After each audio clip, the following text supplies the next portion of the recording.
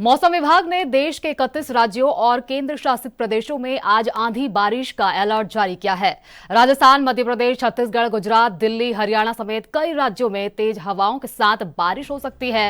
राजस्थान के बीकानेर और शेखावाटी इलाके में 22 और 23 मई को 48 डिग्री तक तापमान पहुंचने के कारण हीटवेव का रेड अलर्ट भी जारी है। कुछ जगहों पर गरज के साथ धूल भरी आंधी भी आ सकती है। मछुआरों को 26 मई तक समुद्र में न जाने की सलाह दी गई है। दिल्ली एनसीआर में बुधवार शाम अचानक मौसम ने करवट ली, जहां तेज आंधी, तूफान और बारिश के साथ ओले भी गिरे। करीब 70 किलोमीटर प्रति घंटे की रफ्तार से चली हवाओं के कारण पेड़ और बिजली के खंभे गिर गए, जिससे रास्ते जाम हो गए। इस दौरान 2 लोगों की मौत हुई और कम से कम 11 लोग घायल हुए हैं। खराब मौसम के चलते दिल्ली मेट्रो की सेवाएं प्रभावित हुई हैं, जबकि 50 से ज्यादा फ्लाइटें देरी की शिकार रहीं और कई उड़ानों को जयपुर और मुंबई डाइवर्ट करना पड़ा।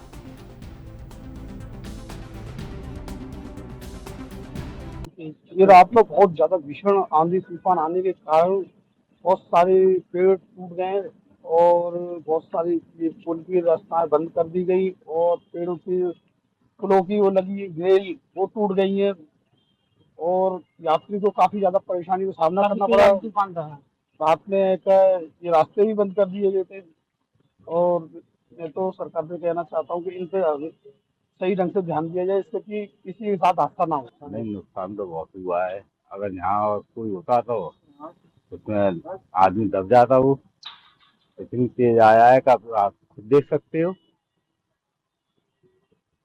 नुकसान भी हुआ है, सब चीज का मतलब वो है। अब तो इसमें तो बहुत टाइम लगेगा बस।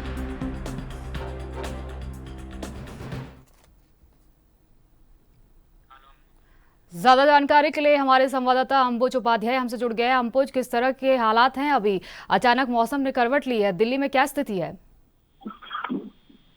हाँ जी सोनिया जी, जिस तरीके से बात की जाए दिल्ली एनसीआर में कल रात को बारिश और आंधी तूफान के बाद कहीं ना कहीं दिल्ली एनसीआर का जो मौसम है उसमें बदलाव देखने को मिल रहा है। आज सुबह से अगर बात की जाए तेज धूप अवश्य है, लेकिन उसके साथ साथ गर्मी से राहत अवश्य देखने को मिल रही है। लोगों को क्या क्या परेशानियां हो रही हैं? हालांकि मौसम ने थोड़ी राहत लोगों को जरूर दे दी है, लेकिन जो समस्याएं हैं दिन प्रतिदिन लोगों की बढ़ती जाएंगी अगर इस तरह के हालात रहे तो। हाँ बिल्कुल, जिस तरीके से कल की अगर बात की जाए, कल सुबह से जैसे आज सुबह से सूरज निकला हुआ है और सूरज के साथ में गर्मी और तपिश देखने को मिल रही है, वैसे ही कल सुबह से अगर बात की जाए तो सुबह से तेज धूप से तपिश और उससे लोगों का बुरा हाल था। लेकिन धीरे धीरे शाम के समय जिस तरीके से बारिश आई, उस बारिश से लोगों को गर्मी से राहत अवश्य मिली, लेकिन वहीं आंधी और तूफान से जो आफत लोगों को देखने को मिली उससे लगभग दिल्ली एनसीआर की अगर बात की जाए तो 7 लोगों की उसमें दुखद मृत्यु हो गई है। दिल्ली से 2 मृत्यु की खबर सामने आई है, वहीं गाजियाबाद से 3 लोगों को इस आंधी तूफान में जान गंवाना पड़ा। वहीं नोएडा की बात की जाए तो वहां भी 2 मृत्यु देखने को मिली है। लेकिन सोनिया जी, कहीं ना कहीं यहाँ पर प्रश्न ये अवश्य उठता है कि जो नगर निगम जिन होर्डिंग से व्यवसाय के रूप में पैसा वसूल करता है, उन होर्डिंग्स को अच्छे से उनको बांधा जाए, अच्छे से उनकी व्यवस्था की जाए, जिससे आम जनमानस को उसका नुकसान आंधी तूफान में न देखने को मिले। इसको लेकर के नगर निगमों को अपने जो होर्डिंग्स है उनके रख रखाव को लेकर अच्छी योजना बनानी होगी। बिल्कुल अंबुज, प्रकृति की मार लोगों को झेलनी पड़ रही है यहाँ पर, और जलजमाव की स्थिति भी मैं देख रही हूँ। हर जगह जलजमाव की स्थिति पहले से भी बनी हुई थी दिल्ली में, लेकिन अभी तक इसका कोई समाधान नहीं निकला है।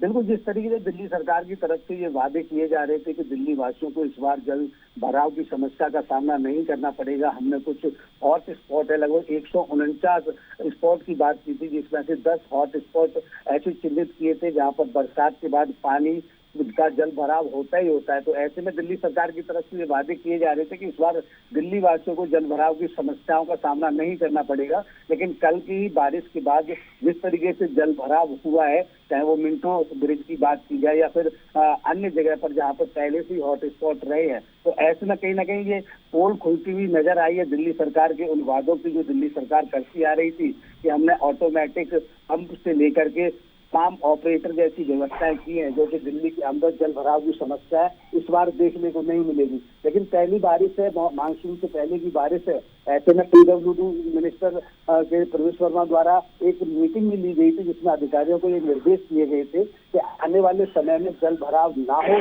इसको लेकर के कड़े कदम उठाएं। बिल्कुल। अंबुज, अभी कुछ ही दिनों पहले साउथ दिल्ली में खासकर पानी की बहुत किल्लत हो रही थी, लोग परेशान थे, एक हफ्ते से पानी नहीं आया हुआ था। अब क्या इस बारिश से उनको थोड़ी राहत मिल सकती है?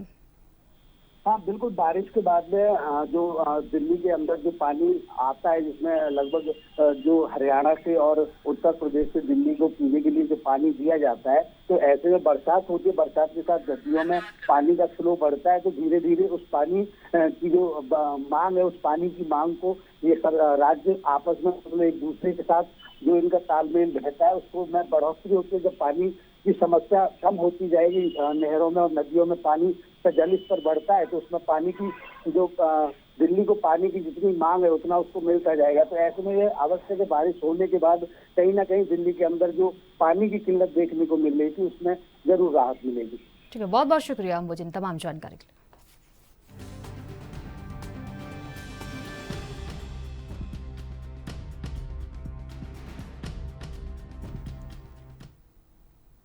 ज्यादा जानकारी के लिए रविंद्र सेजवाल हमारे साथ आगरा से जुड़ गए, हमारे संवाददाता। रविंद्र, किस तरह की स्थिति है? बेमौसम बारिश से लोगों को किन किन परेशानियों का सामना करना पड़ रहा है वहां पर? देखिए सोनी, आपको बता दें कि जिस तरीके से ये बेमौसम जो बारिश हुई है, उससे कहीं ना कहीं किसानों के माथे पर चिंता की लकीरें छाई हुई हैं। लेकिन अगर हम गर्मी की बात करें तो पारा कहीं ना कहीं 45 डिग्री के भी पार निकल रहा था। ऐसे में हालांकि जो हल्की बूंदाबांदी हुई है, उससे जो है कहीं ना कहीं राहत भरी खबर भी है, क्योंकि जिस तरीके से चाहे वो पशु पक्षी हो, चाहे वो आम जन हो, कहीं ना कहीं अस्त व्यस्त होता हुआ नजर आ रहा था। ऐसे में राहत भरी खबर ये है कि जो बेमौसम बारिश हुई है, उससे कहीं ना कहीं गर्मी में तो निजात मिली है, लेकिन यहाँ जो किसान है वो कहीं ना कहीं उनकी फसलें बर्बाद हो चुकी हैं पूरी तरीके से।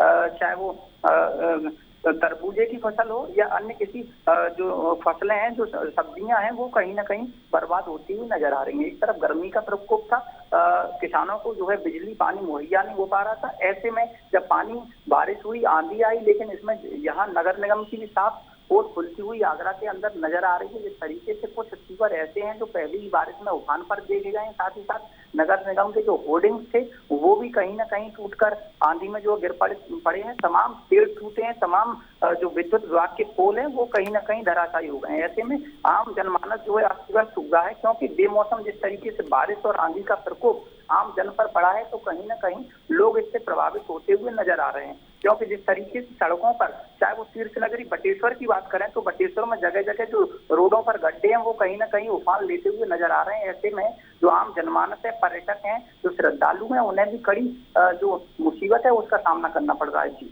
बिल्कुल, आम जनता को इस बारिश से राहत जरूर मिली है, लेकिन किसानों की आपने बात कही, किसान की चिंता अब इस बारिश ने बढ़ा दी है। पिछले बार भी बारिश हुई थी, कुछ दिनों पहले ही बारिश की स्थिति वहां पर बनी हुई थी और किसानों को मुआवजा देने की बात की गई थी। क्या वो मुआवजा उनको मिला?